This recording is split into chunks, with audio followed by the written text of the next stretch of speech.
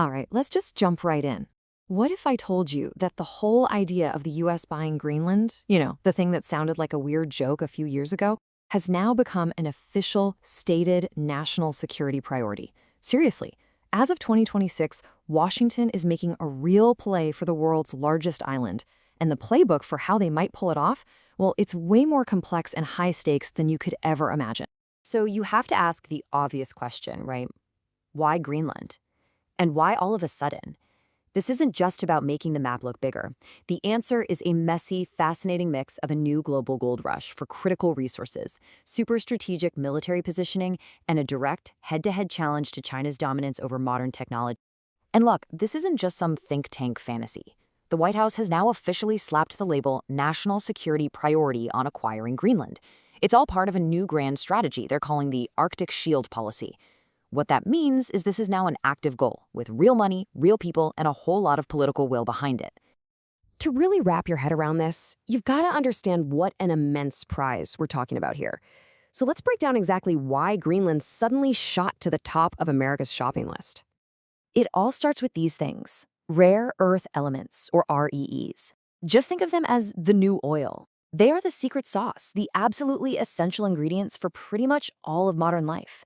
They're in the smartphone you're holding, they're in electric cars, and, this is the big one, they are critical for advanced military hardware, like the guidance systems in F-35s and Tomahawk missiles. And guess what? Greenland is sitting on one of the planet's largest completely untapped stashes. And here's the core problem from Washington's point of view. Right now, China processes something like 90% of the world's rare earths. That gives Beijing a virtual chokehold on the entire global supply chain for basically all modern tech. So for the Pentagon and the White House, getting access to Greenland isn't just a nice to have. It's seen as maybe the only way to realistically break that monopoly. But it's not just about what's under the ice, it's about where it sits on the globe. As the Arctic ice melts, new shipping routes are opening up, and Greenland is basically the gatekeeper. On top of that, from a military perspective, it's the absolute cornerstone of a missile defense shield, sometimes called the Golden Dome. It's the perfect spot to guard the shortest flight path for missiles coming from Russia to North America. So yeah, the stakes are incredibly high. But how could something like this actually happen?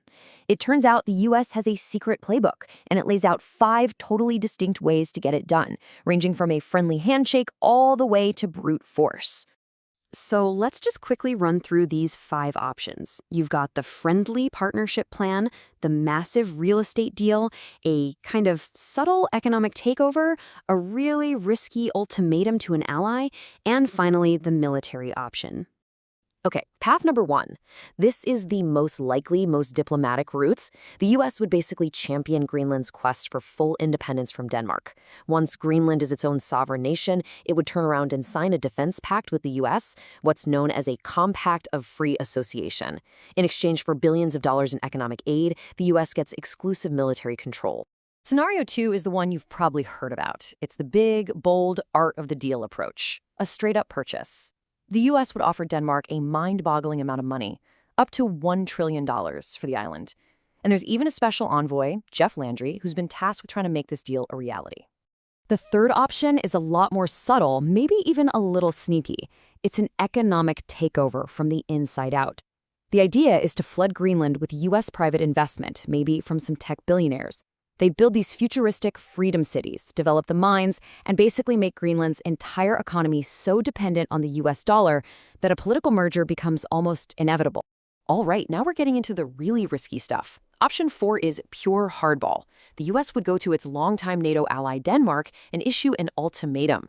Either you grant us joint sovereignty over Greenland, or we threaten to pull out of NATO entirely. That would effectively end America's security guarantee for Europe.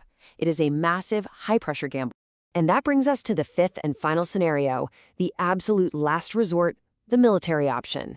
The US would create a pretext, claim some kind of security emergency is happening, maybe pin it on Russia or China, and then US forces would just move in and seize control of the key ports and the capital city, Nuuk. It's a very low probability, for sure, but the impact would be absolutely earth-shattering. But here is where the whole strategy gets really interesting and, frankly, revolutionary. Because of modern international law, this isn't the 19th century anymore. The US can't just buy a colony from another empire. It has to win the consent of the actual people who live there. So, how in the world do you get them to agree? Well, the plan is to make an offer that is almost impossible to refuse. To win over Greenland's 56,000 residents, the US is proposing to pay out a direct sovereignty dividend on a scale that is just unbelievable. I mean, just look at this for some historical perspective. When the US bought the Philippines way back in 1898, the price worked out to about $2 per person. $2. For the US Virgin Islands in 1917, it was just under $1,000. Now, the proposed deal for Greenland today, it comes out to nearly $9 million per citizen. Just let that number sink in for a second. $8.9 million for every single man, woman, and child living in Greenland. This isn't just about a payout. The idea is to create a massive sovereign wealth fund that would make every citizen an overnight millionaire. All of it in exchange for their vote, for their consent. But, and this is a huge but, even with an offer that staggering, this whole thing is very, very far from a done deal. There are some massive hurdles that could easily stop any of these scenarios dead in their tracks. And the biggest obstacle of all? It's the Greenlandic people themselves. In a recent vote, a whopping 85% of them were against the idea of becoming a US territory. It's just a powerful reminder that sometimes all the money in the world can't guarantee you're going to get a yes. And their reasons for saying no run really deep. They're afraid of losing their incredible Nordic welfare system, with its free healthcare and education for all. They're terrified that their unique cultural identity will just be washed away. And they have this deep-seated fear that their home will be transformed into a giant military base island, just like what happened to Guam, forever changed by a foreign superpower. And then, of course, there's the massive geopolitical fallout. If the US tries to force Denmark's hand, a founding member of NATO, it risks everything. The Danish Prime Minister put it in the starkest terms possible, warning that a move like that could literally mean the end of NATO, potentially shattering the most successful military alliance in modern history. Which, at the end of the day, leaves us with this one powerful question. In this incredible, high-stakes game for resources, for power, for the future of the Arctic, who ultimately gets to decide what happens next? A global superpower with a $1 trillion checkbook? Or the 56,000 people who actually call this vast frozen island home?